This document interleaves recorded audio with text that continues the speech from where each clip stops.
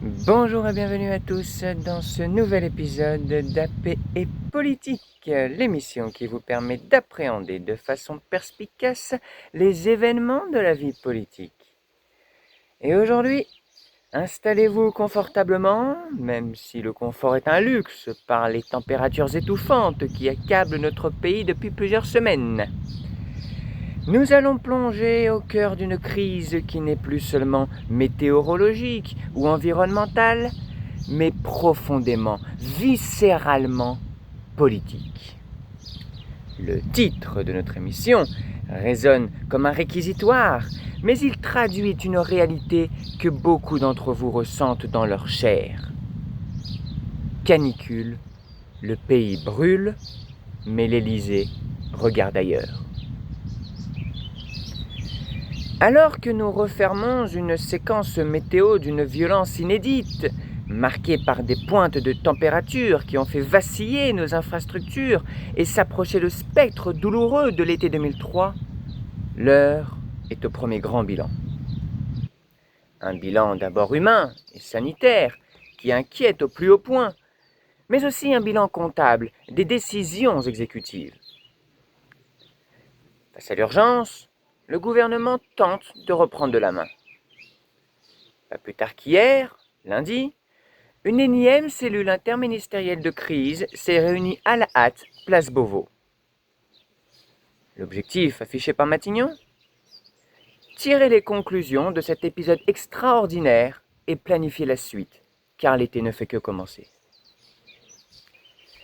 Mais cette frénésie de réunions ministérielles, de discours graves devant les caméras et de communiqués de presse standardisés peut-elle encore masquer l'immense sensation de vide et d'impréparation qui émane des sommets de l'État ?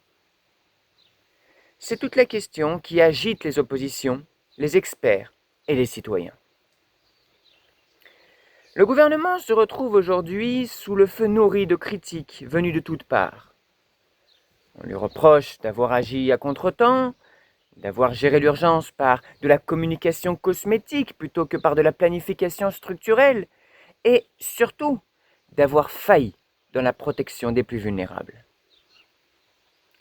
Sur les plateaux de télévision, comme dans les colonnes de la presse nationale, la question du service après-vente de cette crise sanitaire tourne au chemin de croix pour la majorité. Pour comprendre l'origine de ce décalage criant entre l'urgence du thermomètre et la lenteur de la réponse institutionnelle, il faut écouter les voix qui s'élèvent au sein même du paysage politique et syndical. Parmi elles, celle de Sébastien Ligné, chef du service politique à Valeurs Actuelles, qui a lancé un tacle particulièrement incisif au micro d'Europe 1, en affirmant, je cite, que la France est incapable de préparer les crises. Qu'entend-il par là ? Que notre logiciel d'État reste désespérément bloqué sur un mode réactif. Nous excellons dans l'art de déployer des pompiers, de monter des numéros verts d'urgence et d'ordonner au préfet de multiplier les arrêts restrictifs quand le drame est déjà là.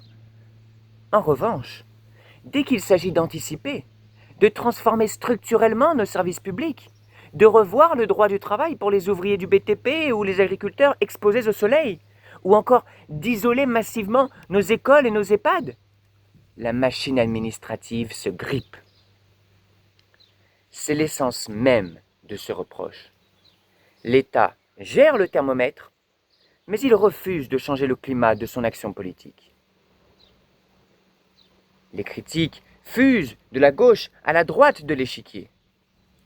À gauche, on dénonce le manque d'efforts d'atténuation et d'adaptation au réchauffement climatique, notamment la réduction drastique de fonds de transition comme le fonds vert, qui ampute les communes des moyens nécessaires pour végétaliser les centres-villes et créer des îlots de fraîcheur. À droite et à l'extrême droite, on pointe du doigt l'absence de plan de climatisation, tandis qu'au centre, ce sont les lenteurs dans la planification écologique et énergétique qui sont réprimandées. Le gouvernement se défend en assurant qu'il était préparé à cette vague de chaleur.